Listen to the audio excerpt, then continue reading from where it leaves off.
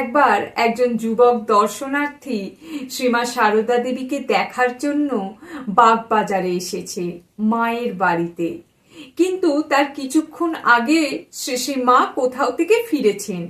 তাই শরৎ মহারাজের মনে হয়েছে মা এখন ক্লান্ত, মায়ের এখন বিশ্রামের দরকার, তিনি এখন কাউকে মায়ের কাছে যেতে দেবেন না। তাই ভক্তটিকে তিনি বললেন, এখন মার কাছে যেতে দেব না, তিনি এইমাত্র ক্লান্ত হয়ে ফিরেছেন। সেই অধৈর্য ভক্তটি এই কথাটি শুনে রেগে গেলেন। তিনি তখন শরৎ মহারাজকে বললেন, মা কি কেবল একা আপনার? এই বলে তিনি শরৎ মহারাজকে ধাক্কা দিয়ে সরিয়ে দিয়ে মায়ের কাছে চলে গেলেন। শরৎ মহারাজজি ভক্তটির কোনো গতিরোধ করলেন না, এক পাশে দাঁড়িয়ে রইলেন। ভক্তটি উপরে উঠেই মাকে প্রণাম করলেন।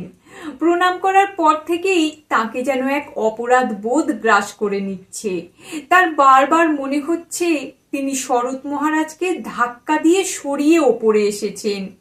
তাই বিদায় নেওয়ার আগে তিনি শ্রী মায়ের চরণ দুখানি জড়িয়ে ধরে বলছেন, মা, আজ এক বড় অন্যায় করে এসেছি। সিঁড়ি দিয়ে আসবার সময় শরৎ মহারাজকে ধাক্কা দিয়ে এসেছি, কি করে আবার তার সঙ্গে দেখা করব? আমার অপরাধ ক্ষমা করুন। ভক্তটি নিজের কাজের জন্য অনুতপ্ত হয়েছেন দেখে এবং যেভাবে অনুশোচনা প্রকাশ করছেন তা দেখে শ্রী মা তাকে অভয় দিলেন।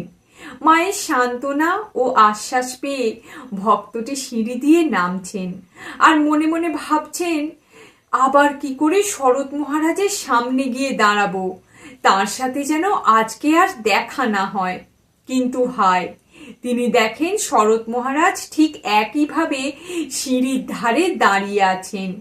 ভক্তটি মহারাজের পাক দুখানি ধরে ক্ষমা চাইলেন। মহারাজ তাকে নিজে হাতে তুলে বুকে জড়িয়ে ধরে বললেন, অপরাধ আবার কি? এমন ব্যাকুল না হলে কি তাঁর দেখা পাওয়া যায়?